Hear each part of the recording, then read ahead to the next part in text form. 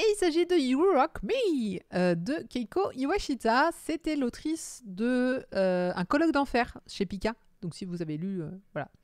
Un colloque d'enfer, sachez que c'est sa nouvelle série qui vient de sortir. La série fait 4 tomes, est toujours en cours au Japon. Et je suis désolée, je ne l'ai pas. Je ne l'ai pas parce que, comme je le disais au tout début, j'ai eu un peu de retard sur les réceptions de Pika. Ils m'ont confirmé que voilà, ça était en cours, ça arrivait, mais je ne l'ai pas eu. Du coup, j'ai demandé un PDF pour le lire et je vais pouvoir du coup vous en parler. C'est pour ça que j'ai pas mis éditeur parce que je n'ai pas réussi à avoir l'information non plus. C'est sorti le 20 août et effectivement, Colloque d'enfer, c'est une série que je n'ai pas vue parce que j'ai acheté le 1, le 2, le 5, le 6, le 7 et le 8, je crois. Enfin bref, j'ai des trous. Il va falloir que je règle ça parce que c'était une série qui m'intéressait vachement. Je trouvais le dessin très beau, les couvertures étaient cool, elle m'attirait beaucoup.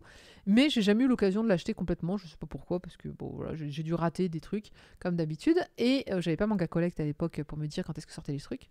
Mais j'étais donc quand j'ai vu la couve de You Rock Me qui était quand même assez jolie, je me suis dit ah bah voilà, et ben on va passer à la vitesse, on va passer à son second titre, mais je compte bien quand même lire un jour mon colloque d'enfer parce que ça avait l'air vraiment cool. Il était assez beau, je trouve. Donc, alors je suis un peu bête parce que j'ai pas ouvert la page. Excusez-moi, c'est juste pour éviter de dire elle, lui, sans citer les gens. Je trouve ça voilà. Alors. Il s'agit donc d'une série qui se passe dans le milieu artistique, puisqu'on va suivre notamment Ibari. Ibari, c'est une étudiante en graphisme. Elle fait du design. Et elle aussi, elle bosse énormément pour joindre les deux bouts, visiblement, parce qu'elle fait que travailler. Elle a plusieurs petits jobs, enfin non, elle a un petit job en tout cas, qui lui prend tout son temps. Donc elle aussi, entre la fac, son petit boulot, re-fac, re-petit boulot, et très honnêtement, elle s'en sort pas très très bien. Et son quotidien va être bouleversé le jour où, alors qu'elle est en train de finir un devoir pour le lendemain, à son petit job donc de serveuse dans un sorte de restaurant, un family restaurant, eh bien il y a un groupe de garçons qui s'engueulent légèrement, mais voilà, ils font tomber un verre d'eau sur son PC. Son PC devient KO. Elle peut plus l'utiliser. Et elle se dit c'est la fin de ma vie. Enfin, elle s'énerve contre le groupe. Elle dit mais putain mais vous êtes nuls et tout, voilà, ça a pété mon PC, j'avais un devoir demain, et puis elle part en courant.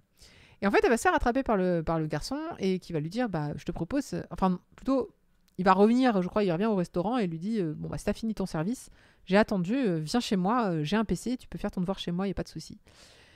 Et donc effectivement elle accepte parce qu'elle n'a pas le choix, elle peut finir son devoir et il lui dit bah moi aussi je suis dans cette fac là d'art, moi je suis en peinture, sur huile. C'est normal qu'on ne s'est jamais vu parce que bah, on a beau être du même âge, moi je suis dans un autre bâtiment et puis bon voilà, design, peinture à l'huile, pas le même monde. Et il va l'aider, il va lui dire, il va l'aider à faire son devoir. Alors, il va lui faire juste quelques suggestions, mais notamment, il va lui dire, tu devrais le faire en rouge plutôt que jaune. Jaune, c'est fade, c'est dommage. Ose un petit peu dans tes designs, mets du rouge. Et le lendemain, son devoir, elle va avoir de bonnes critiques. Et donc, c'est le début un peu de leur relation, puisque lui, donc, il est chanteur dans un groupe de rock. Et du coup, il va l'inviter à venir à son concert. Et c'est comme ça qu'elle va un peu découvrir le groupe. Donc les mecs qui s'engueulaient avec lui, c'était les membres de son groupe parce qu'ils n'arrêtent pas de s'engueuler. Ils font tous partie de la fac d'art. Et très clairement, ces deux-là vont tout de suite se tourner autour et tout de suite s'avouer qu'ils s'aiment bien et qu'ils feraient bien des choses ensemble. Et pas que du dessin. Donc il va lui proposer notamment de refaire les flyers parce qu'il est nul en flyers. Franchement, il fait des flyers tout nazes. Elle fait du design, donc les ordinateurs, c'est son truc. Alors que lui, c'est de la peinture sur huile, donc rien à voir. Et c'est comme ça qu'ils vont la draguer. C'est comme ça qu'ils vont voilà, se rejoindre. J'étais assez agréablement surprise qu'ils ne se tournent pas autour 500 ans. C'est-à-dire que dès le premier volume, ça se pécho sévère quand même. Hein. On n'est pas en mode oui, peut-être non. On est à la fac, ils sont quand même plus âgés, on n'est pas au lycée. Et les choses avancent quand même plus vite. Et très rapidement, il lui dit en fait, j'ai juste envie que tu sois mienne. Voilà, tout simplement, c'est très mignon. Il lui file tout de suite son numéro de téléphone sur les trucs de guitare, enfin sur le médiateur. Bon, le seul truc que j'ai trouvé le bémol, un chouïa.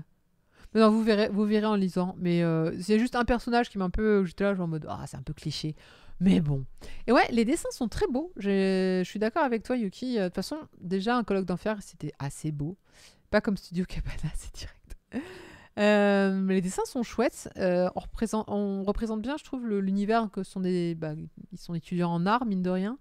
Je sais pas, il y a un côté où ça se lit bien, les sentiments sont sympas, c'est tout doux. Ouais, je suis d'accord avec toi.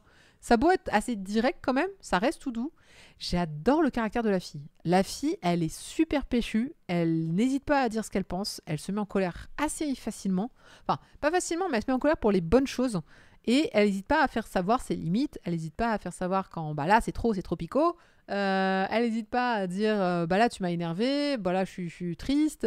C'est vraiment quelqu'un qui exprime énormément ses sentiments, mais qui est capable de dire pardon, qui est capable de s'excuser, voilà, ou de revenir sur ce qu'elle a dit, de reconnaître quand elle a tort. Enfin, franchement, c'est une humaine que j'aime beaucoup. C'est vraiment. Et lui, c'est ce qu'il remarque et c'est ce qui va faire qu'il va complètement craquer. Il dit, elle est incroyable. Voilà, elle a des idées. La seule chose qu'elle fait, c'est qu'elle n'ose pas trop se lancer dans le design. Elle a des bonnes idées, mais elle n'ose pas trop les mettre en avant. Elle n'ose pas trop voilà, dire oser. Elle n'ose pas. Et donc, lui, il va essayer de lui dire, mais voilà, étends ton champ de vision, étends tes ailes, déploie tes ailes, vas-y, fonce ma fille, tu es sur le bon chemin. Donc c'est une série, pour l'instant c'est une relation saine, de gens sains, voilà, tout va bien. Comme je le disais, il va y avoir un peu un personnage qui va un peu challenger tout ça, mais il arrive vers la fin. Donc ça, j'ai envie de dire, tout va bien. Ça commence très bien cette série. Mais encore une fois, j'avais des bons retours sur mon colloque d'enfer, donc j'avoue que j'étais pas très. Moi, j'aime bien les séries qui parlent de musique. Donc, You Rock Me, où il y a un gars littéralement qui fait partie d'un groupe de rock, j'avoue déjà, ça gagne quand même pas mal de points. En plus, on parle d'art que j'aime bien aussi, donc ça rejoint un peu les deux bouts. D'ailleurs, c'est un peu bizarre qu'il soit et à la fois chanteur de rock et à la fois dans la peinture à l'huile. J'avoue que ça en fait un personnage un peu complexe. J'ai hâte d'en savoir un peu plus sur lui. C'est un sentiment qu'on a souvent en art, c'est le sentiment de ne pas faire assez bien et de rester dans sa zone de confort. Je peux comprendre. Je pense que c'est pareil pour pas mal de choses. Par contre, au niveau des sorties, il va falloir prendre son mal en patience, parce que ce sera plutôt un tome tous les 2-3 mois. Donc là, c'est sorti le 20 août, il faudra attendre le 5 novembre pour avoir la suite. Par contre, ils vous ont réservé, Pika a réservé une jolie petite surprise, puisque pour la sortie de ce tome 1, il y a une jaquette réversible. Donc du coup, je ne peux pas vous la montrer, parce que j'ai pas le manga dans les mains. Je devrais l'avoir la semaine prochaine, je pourrais vous la montrer. Et cette couverture réversible, c'est une couverture spéciale Mon colloque d'enfer. Voilà.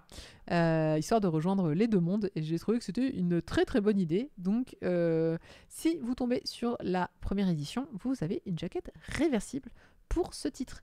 N'hésitez pas donc à ne pas trop tarder. En tout cas, je pense vraiment que ça va être une assez bonne série. Un colloque d'enfer faisait 7 tomes. Sa série précédente faisait 2 tomes. On n'est pas sur quelqu'un qui fait des séries à la rallonge. Donc, il y a des chances que ça ne fasse moins de 10 tomes. On ne sait jamais, mais c'est vrai que c'est pas une autrice qui a l'habitude de faire pour l'instant en tout cas, des choses très très longues. Il y avait une petite histoire avec le petit chatou Mips. Oui, je l'ai pas eu. Je l'aurai quand je le recevrai. C'est pas grave, je prends mon mal en patience. Et on en a fini avec les chroniques des nouveautés. On va passer aux chroniques des séries en cours en fait.